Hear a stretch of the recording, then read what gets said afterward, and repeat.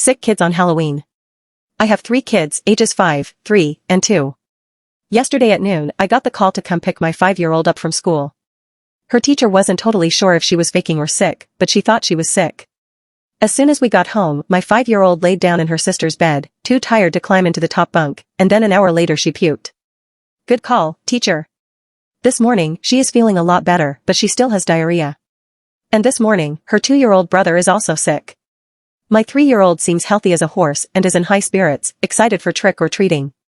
I'm a little overwhelmed with 2 sick kids, and 1 boisterous healthy one, and I'm having trouble figuring out what to do about Halloween.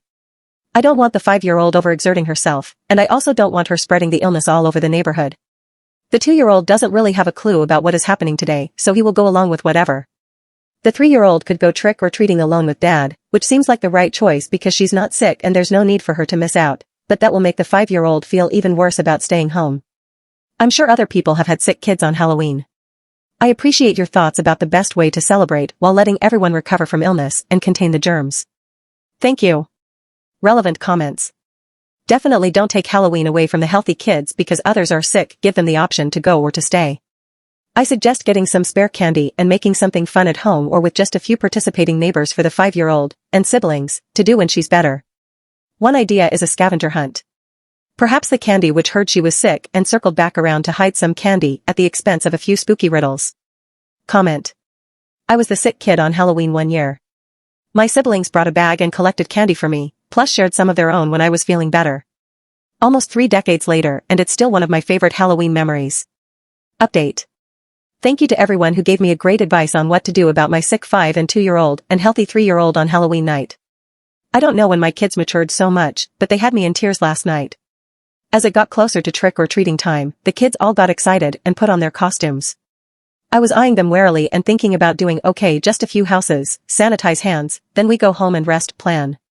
It was especially unnerving that the 5-year-old's costume was a full bodysuit, white unicorn costume.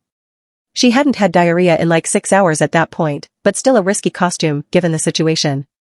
My 5-year-then-old said, "Mama, I don't know if I'll be well enough for trick-or-treating." Well enough, like a little old lady, instead of a 5-year-old. I was still staring at my 5-year-old reeling from this mature observation when my 3-year-old said, "Actually, Emily, we can play that game at home. We can play that game here. I'll play with you." They then played trick-or-treat at our door for like 30 minutes, taking turns ringing the bell and giving each other candy from our candy bowl. The 2-year-old was especially pumped because he always wants to repeatedly ring our doorbell and we usually don't let him.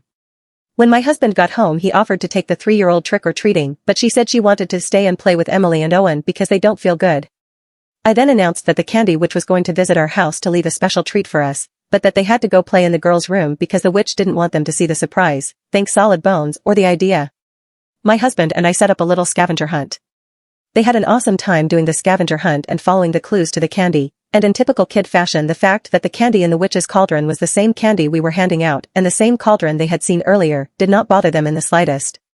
It was the sweetest thing ever. Seeing them mature into such considerate, loving siblings shines a whole new light on the past years of chaos, hitting, and screaming. Also, my Halloween ended with this conversation. Me, okay, good night girls, sleep tight.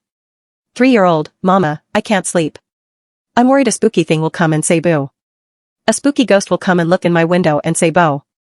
And a spooky witch will come and look in my window and say bo. And a spooky skeleton will come and look in. Me, you don't have to worry about that, Hazel. All the spooky things have gone too. 3-year-old, wait, Mama, I wasn't finished. And a spooky skeleton will come and look in my window and say bo. And a spooky pumpkin will come and look in my window and say boo. And a sookie. 5-year-old, don't worry, we'll just tell them to go to bed. 3-year-old, exaggerated sigh, okay, but tell them I don't want them to say boo. Me, okay, I will. Good night.